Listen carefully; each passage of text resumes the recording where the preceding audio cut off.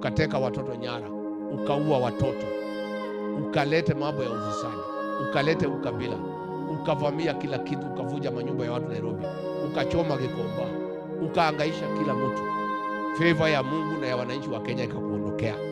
Hata ukiteka watoto nyara, hata ukiwaumiza, hata ukiwaua, that favor cannot come. Imefika ile inaitwa mene Kenya.